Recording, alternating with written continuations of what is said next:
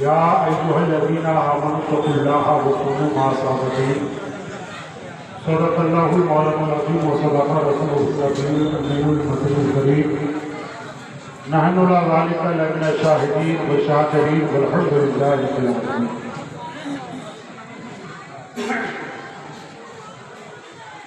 محترم حضرات، استاد العلماء کا حکم ہوا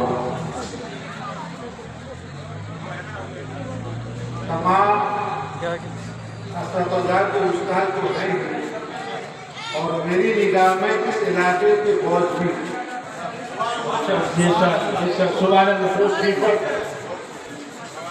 ہر ایک کی مدد کرنا ان کا کام ہے۔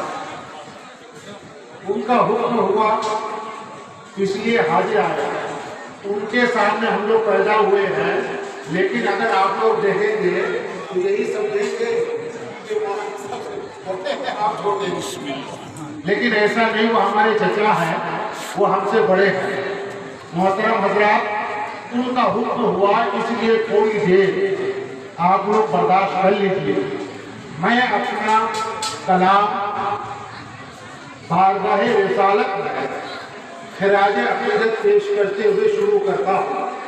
کلام امام عشق و محبت پر امام محمد رضا خان فاضل بریلوی علیہ رحمت رضوان کا ہے، جنہوں نے بارگاہ مصطفیٰ میں یوں خراج عقیدت پیش کیا: یا رسول اللہ، زمین و زماں تمہارے لیے، مکین و مکہ تمہارے لیے، چنین و چنا تمہارے لیے، بنے یہ دو جہاں تمہارے لیے۔ اور سیدی اعلیٰ حضرت فرماتے ہیں: یا رسول اللہ، ذہن میں زباں تمہارے لیے، بدن میں ہے جا تمہارے لیے، ہم آئے یہاں تمہارے لیے، اٹھے بھی وہاں تمہارے لیے۔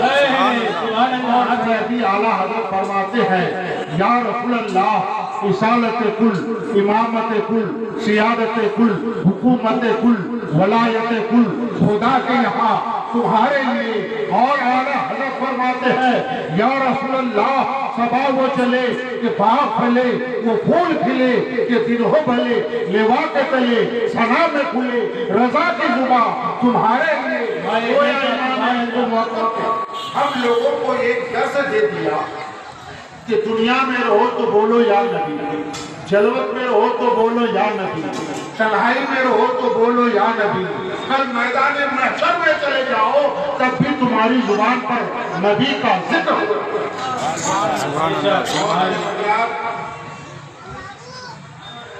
میں نے آیت کریمہ کے تلاوت کا شرف حاصل کیا ہے: یا ایھا الذین آمنوا اتقوا اللہ وکونوا مع الصادقین۔ جس کا صاف اور سیدھا ترجمہ یہ ہے: اے ایمان والو، اللہ سے ڈرو اور سچوں کے ساتھ رہو۔ ایمان والا، ایمان کہتے کس کو ہے؟ اللہ اور اس کے رسول کو دل سے تصدیق کرنے کا نام ہے اور زبان سے اقرار کرنے کا نام۔ دل سے تصدیق کرنا ہے، زبان سے اقرار کرنا ہے، اس کا نام ایمان ہے۔ جب آپ ایمان والے ہو گئے تو اللہ تبارک و تعالیٰ سے آپ کو ڈرنا ہے اور نیک لوگوں کے ساتھ رہنا ہے۔ قرآن کریم نے آپ کو جو حکم دیا وہ نیک لوگوں کے ساتھ آپ کو اپنی زندگی گزارنا ہے، ان کی صحبت آپ کو اختیار کرنا ہے۔ یہ نہیں کہ آپ جو نیک نہیں ہے، دنیا میں بدکار ہے، دنیا میں خطاکار ہے، دنیا میں سیاہکار ہے، ان کے ساتھ آپ کو رہنے کا حکم قرآن میں نہیں دیا، بلکہ قرآن کہتا ہے: اے ایمان والو، اللہ سے ڈرو اور سچوں کے سبحان اللہ، سبحان اللہ، اللہ سے ڈرو اور سچوں کے ساتھ ہو جاؤ۔ مختصراً علماء کرام، فقہاء کرام نے جو اللہ سے ڈرنے کی تعریف کیا ہے وہ یہ ہے کہ اللہ اور اس کے رسول مسلمانوں کو جن باتوں کے کرنے کا حکم دیا ان تمام چیزوں کو بجا لاؤ، یہی اتقوا اللہ ہے۔ یہی اللہ کا ڈر۔ مثال کے طور پر اللہ اس کے رسول نے مسلمانوں کو نماز پڑھنے کا حکم دیا۔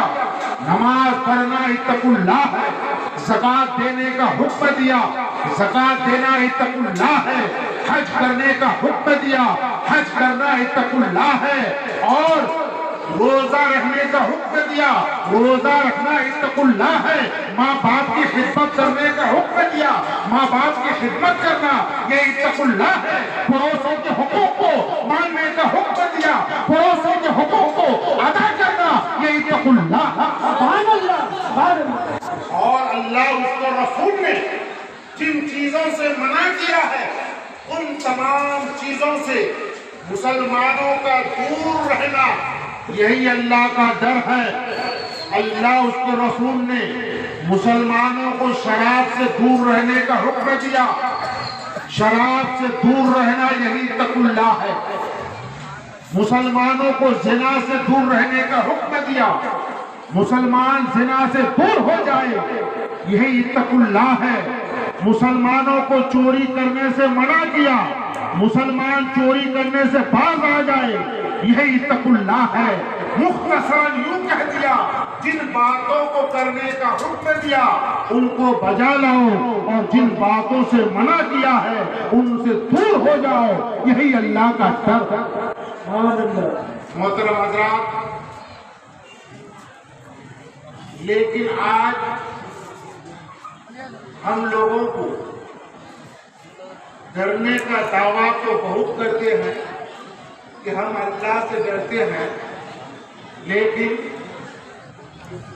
زبان سے تو بولتے ہیں اور عملی طور پر ڈرنے کا کچھ بھی ہمارے نگاہوں کے سامنے نہیں ہوتا۔ تو محترم، یہ زندگی چند روز کی ہے، اگر نیک اعمال کر کے آپ اس دنیا سے جائیں گے تو قبر کی اندری کوٹری میں جب آپ سلا دیے جائیں گے، منکر نکیر جب آپ سے قبر پہ سوال کرنے کے لیے آئے گا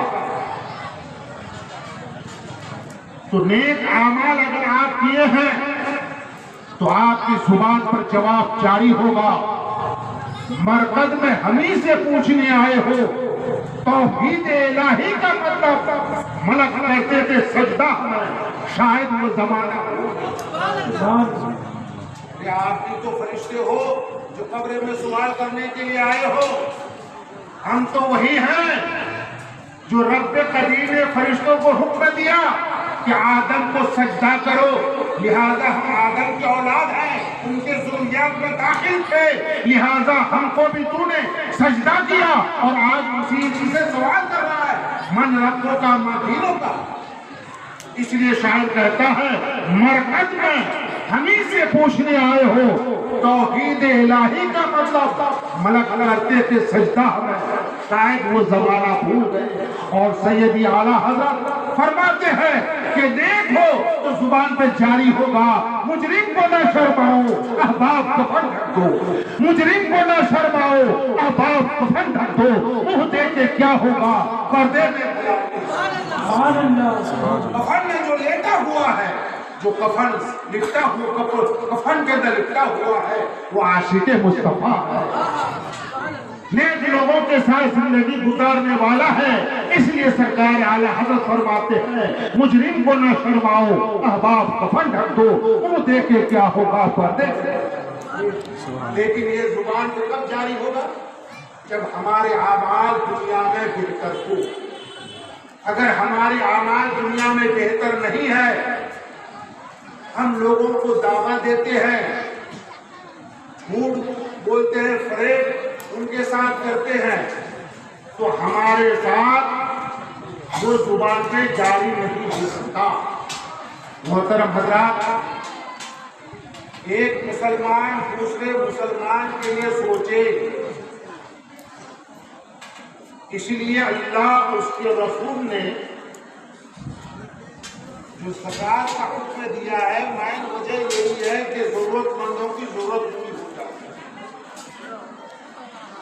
محترم حضرات، اور صدقے فطر کو جو واجب کیا، اس لیے حکم ہے کہ عیدگاہ جانے سے پہلے پہلے صدقے فطر ادا کر دو۔ جب غریبوں کو آپ دے دو گے تو غریب کے پاس جب پیسہ ہو جائے گا تو آپ اپنے بچوں کے لیے کپڑا بنواؤ گے تو وہ بھی اس پیسے سے اپنے بچوں کے لیے کپڑا بنوائے گا۔ لہٰذا جب عید کا جائے گا تو وہ خوشی کو خوشی جائیں گے، اور جب جائیں گے تو زبان پر ان کی دعائیں کریں گے۔ اس لیے محترم حضرات، صدقہ فطر رمضان کا مہینہ چل رہا ہے، اس لیے صدقہ فطر کو ہم عیدگاہ سے پہلے جانے سے پہلے آپ ادا کرتے ہیں۔ ایک مسئلہ تو یہ، دوسرا مسئلہ یہ ہے کہ جو مالی کے نصاب ہے اسی پر صدقہ فطر واجب ہے، لیکن جو روزے دار ہے وہ غریب ہے، اگر اپنے طرف سے وہ ادا کرتے تو سب سے بہتر وہ اعلیٰ۔ اس لیے کہ ایک حدیث مصطفیٰ میں ہے، آقا فرماتے ہیں کہ روزہ اس وقت تک زمین اور آسمان پہ معلق رہتا ہے جب تک صدقہ فطر ادا نہیں ہو جاتا۔ محترم حضرات، تو اس لیے اپنے طرف سے، اپنے بال بچوں کے طرف سے، نابالغ جو بچے ہیں ان پر ان کا بھی صدقہ فطر باپ پہ واجب ہوتا ہے، اور اگر اس کے گھر میں کوئی غلام تو آج کے دور میں ہے نہیں، اگر ان کے گھر میں پورے سال بھر کوئی نوکر کام کرتا ہے یا کوئی مزدور سال بھر تک کام کرتا ہے تو ان کا بھی صدقہ فطر وہ مالک ادا کرے گا۔ پیارے اسلامی بھائی، تو اس لیے اللہ تبارک و تعالی اور اس کے رسول نے مسلمانوں کو جن باتوں کے کرنے کا حکم دیا ان تمام چیزوں کو بجا لاؤ، یہ اتقوا اللہ ہے، اور جن چیزوں سے منع کیا ہے ان تمام چیزوں سے باز آ جاؤ، یہی اتقوا اللہ۔ محترم حضرات، اس آیت کریمہ میں 3 چیز کا ذکر ہوا، ایک ایمان، دوسرا اتقوا اللہ، تیسرا نیک لوگوں کی صحبت۔ یہ 3 چیز کا ایمان کا بھی ہونا ضروری، اللہ کا ڈر ہونا بھی ضروری، نیک لوگوں کی صحبت کا ہونا بھی ضروری۔ محترم،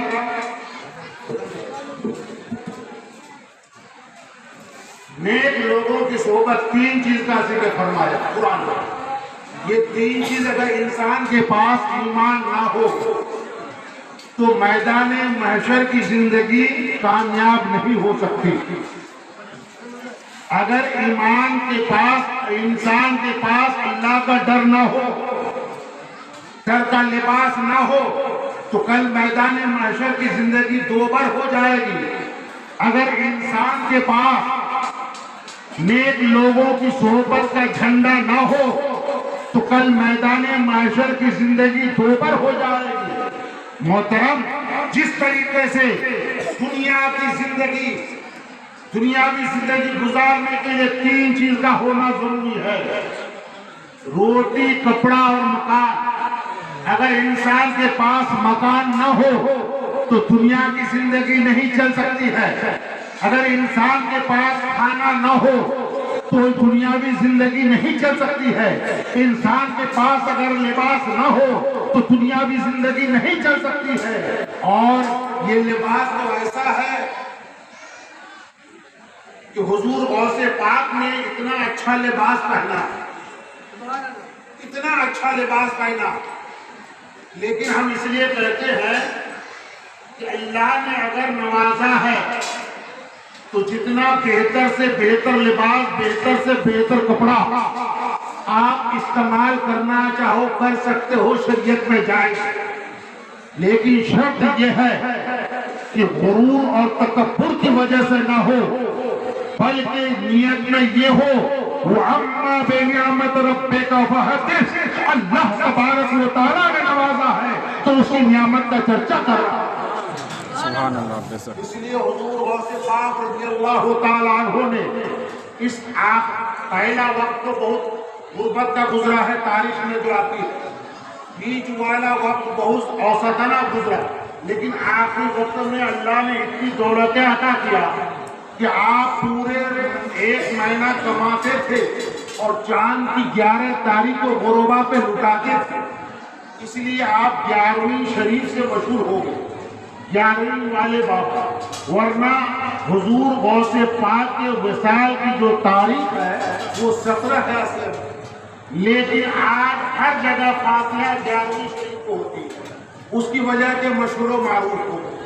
محترم حضرات، کہنے کا مطلب ہے کہ اللہ نے اتنا نوازا اور اس قدر قیمتی لباس پہن لیے، قبا پہن لیے، عبا پہن لیے کہ تاریخ میں بات آتی ہے کہ بغداد کی مارکیٹ میں جب حضور غوث پاک نکلے ہیں تو چور کی نظر سب سے قیمتی چیز پر ہوتی ہے، لہذا اس وقت حضور غوث پاک کے جسم سے بڑھ کر کسی کے جسم پہ وہ قیمتی لباس نہیں تھا، لہذا وہ چور چوری کی نیت سے حضور غوث پاک کے پیچھے پیچھے ان کے حجرے تک چلا گیا۔ حضور غوث پاک نے اپنا عبا اتار کے رکھا اور چور گھس کر کے اس کو لے بھی لیا، لیکن جب باہر نکلنے کی کوشش کر رہے ہیں تو کہیں سے دروازہ ہی نہیں، کہیں سے دروازہ نہیں۔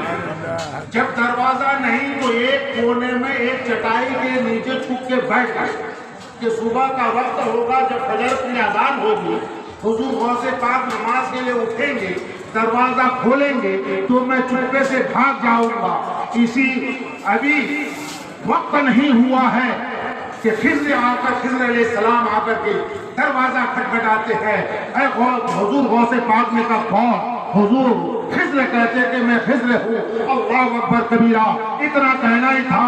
کہا کہ خضر کیوں آئے ہو؟ کہا کہ حضور فلاں علاقے کا غوث ختم ہو گیا ہے، اس علاقے کی ذمہ داری کسی کو عطا کر۔ سبحان اللہ، سبحان اللہ، کسی کو نوازیے۔ تو حضور غوث پاک فرماتے ہیں کہ ایک اللہ کے ولی چٹائی کے نیچے ہے، اس کو لے کے جاؤ۔ سبحان اللہ۔ جب خضر اس کو لے کے جانے لگے کہا کہ چلو تم فلاں علاقے کا قطب ہو، وہاں پہ جا کر کے اس کو سنبھالو۔ اللہ اکبر کبیرہ، وہ کہتا ہے میں چور بن کے آیا ہوں، میں چور ہوں، میں غوث پاک کا چور ہوں، لیکن میں ولی کیسے؟ تو خضر نے کہا کہ ٹھیک ہے تم چور بن کر آئے تھے، لیکن اللہ تبارک و تعالیٰ کے دوست نے تم کو اپنی نگاہ کرم سے ولی بنا دیا۔ اس لیے تم چور نہیں ہو، تم اللہ کے محبوب ہو۔ اس لیے شاعر نے کہا ہے اس نے چوروں کو دیکھا ولی کر دیا، پر خطاؤں کو دیکھا خود پہ جلی کر دیا۔ سبحان اللہ، سبحان اللہ۔ یہ ہے صحبت کا اثر، اور صحبت کا اثر دیکھنا چاہتے ہیں وہ کونوا مع صادقین۔ قرآن کہتا ہے وہ کونوا مع صادقین، سچوں کے ساتھ ہو جاؤ۔ تو آؤ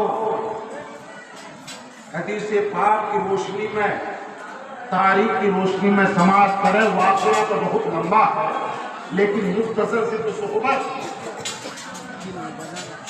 جب کسی نیک سے ہو جاتی ہے تو اس کا اثر کیا ہوتا ہے؟ اب ذرا ملاحظہ کریں۔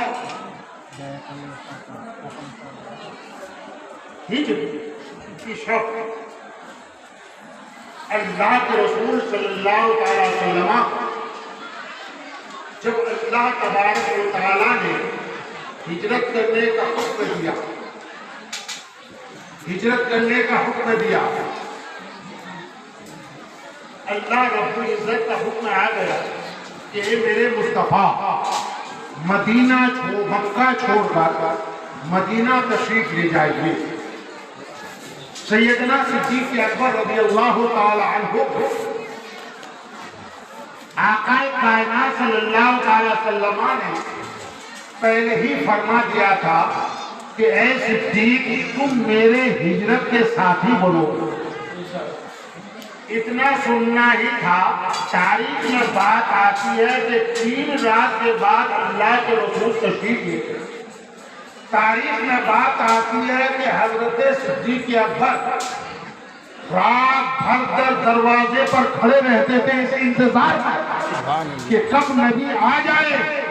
اسی کو کہتے ہیں عشق، اسی کو کہتے ہیں عشق۔ عشق کا درجہ جو ہوتا ہے، محبوب کو کسی طرح کی کوئی تکلیف نہ ہو، سیدنا صدیق اکبر کو یہ بھی گوارا نہیں کہ مصطفیٰ میرے دروازے پہ آئے اور آ کر کے مجھے یہ کہے صدیق چلو تیار ہو، لہذا صدیق پہلے سے تیار۔ سبحان اللہ حق ہے۔ محترم حضرات، اسی بیچ میں اللہ کے رسول نے مولا علی کو بلایا، کہا کہ علی آج اللہ رب العزت کا حکم آ گیا، میں ہجرت کروں گا، تم میرے بستر پہ لیٹ جاؤ اور فلاں لوگوں کی امانت ہے، صبح اٹھ کر کے سب کو واپس کر دینا، سب کو دے دینا۔ لیکن ادھر کفار و مشرکین کو خبر ہو گئی کہ ہجرت کر جائیں گے، تو ان لوگوں نے دارالندوہ میں یہ میٹنگ کیا تھا، بہت ساری باتیں آئی تھی۔ کسی نے کہا تھا کہ ان کو شہر بدر کر دیا جائے، کسی نے مشورہ دیا تھا کہ ان کو، یہ شیطان تھا مشورہ دینے والا، کہ ایک گھر بنا کر کے بند کر دو اور اس میں سے ان کو کھانے پینے کے لیے صرف دیا جائے۔ لیکن شیطان لعین نے کہا کہ یہ سب مشورہ بیکار ہے، اس لیے کہ ان کے ماننے والے ایسے دیوانہ ہوں گے کہ اس دیوار کو توڑ کے لے جائے گا، اس لیے نہ شہر بدر جب کر دیں گے تو اس شہر پہ نہ رہیں گے، اس شہر میں جب جائیں گے تو جو بھی اس کو دیکھیں گے اس کے دیوانہ ہو جائے گا، اس لیے کہ اللہ کا نور ہے۔ پیارے اسلامی بھائی، تو آخر میں یہ مشورہ دیا کہ ان کے قبیلے کے لوگ پورے عرب سے مقابلہ نہیں کر سکتے، تو ہر گھر کے ایک نوجوان ان کے گھر کا محاصرہ کر لے، گھیر لے، جب گھر سے نکلے تو وہیں پہ سر قلم کر دے، قتل کر دے، اور پورے عرب سے ان کے قبیلے کے لوگ، ان کے خاندان کے لوگ بدلہ نہیں لے پائیں گے۔ اس مشورہ پہ اٹل ہوا، لیکن ادھر کفار اپنی تدبیر سوچ رہا تھا، پروردگار عالم اپنے محبوب کو تمام باتوں سے آگاہ فرما رہا تھا کہ اے مصطفیٰ، ان لوگوں کا خیال یہ ہے، اس لیے مدینہ مکہ چھوڑ کر مدینہ تشریف لے جائیں گے۔ اللہ اکبر کبیرہ۔ ہجرت کے لیے اللہ کے رسول نے سیدنا سے مولا علی کو حکم دیا، علی آج رات کو میں ہجرت کروں گا، اس لیے تم میرے بسترے پہ سو جانا اور سب لوگوں کی امانت کو صبح واپس کر دینا۔ ادھر کفار و مشرکین کے تمام لوگ نعرہ تکبیر، نعرہ تکبیر، نعرہ رسالت، نعرہ رسالت، مفتی فیروز صاحب قبلہ، مفتی فیروز صاحب قبلہ، نعرہ تکبیر، نعرہ رسالت۔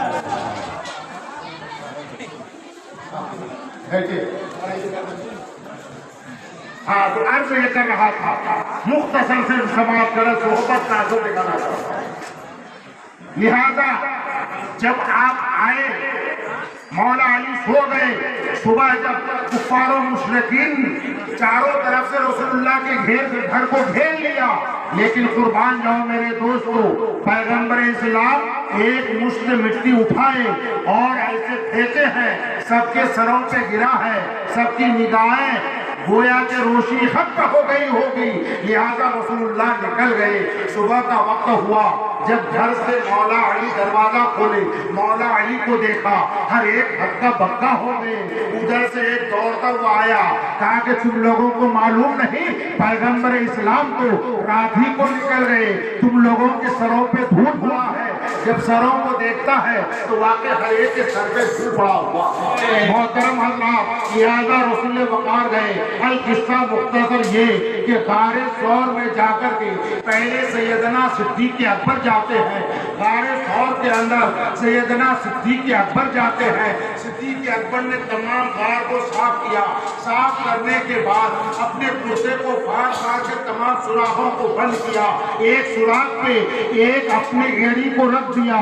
قربان جاؤ میرے دوستو، لہذا وہ زہریلا تھا جو مصطفیٰ کی زیارت کے لیے 1000 سال سے اس غار کے اندر تھا، غار کے اندر تھا، وہ جب دیکھنا راستہ نہیں پایا تو سیدنا صدیق اکبر کو ڈس لیا اور جب اس کی زہریلی زہر سیدنا صدیق اکبر کے جسم پہ پھیلا ہے، اللہ اللہ، ان کی آنکھوں سے آنسو کے قطرے رسول اللہ کے رخسار پہ گرا ہے، پیغمبر کی آنکھ کھلتی ہے، پیغمبر فرماتے ہیں صدیق تم کو کس نے بلایا؟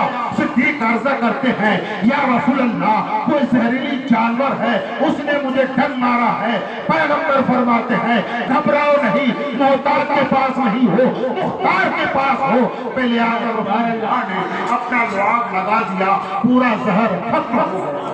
ایسا سبحان اللہ سبحان کہنے اللہ۔ کا مطلب یہ ہے کہ 3 دن تک 3 دن 3 رات اس غار کے اندر رسول وقار ہے اور سیدنا صدیق اکبر، کوئی تیسرا نہیں، اور وہ 3 دن رسول صدیق کو دیکھ رہے ہیں، صدیق رسول کو دیکھ رہے ہیں، کوئی تیسرا نہیں ہے۔ اس لیے کہا گیا کہ صدیق اکبر نے جو رسول کو دیکھا خلوت میں جلوت میں اس سے زیادہ کسی نے نہیں دیکھا۔ اب وہ 3 دن کی صحبت جب پیغمبر کے ساتھ اختیار کیا تو حالات یہ ہوئے کہ جب 3 دن کے بعد مدینہ پہنچے ہیں تو مدینہ کے تمام گلیوں میں خبر ہو چکی تھی کہ رسول آ رہے ہیں، ہجرت کر کے آ رہے ہیں۔ بچیاں دف بجا کر کے طلال بدرو علینا گنگنا رہی تھی، اللہ اللہ۔ مرد جو ہے سڑکوں پہ رسول اللہ کے استقبال کے لیے کھڑے تھے، عورتیں چھتوں پہ تھی، لیکن قربان جاؤ جب پیغمبر اور صدیق پہنچے ہیں تو اب سب کو آ کے استقبال تو کرنا چاہیے۔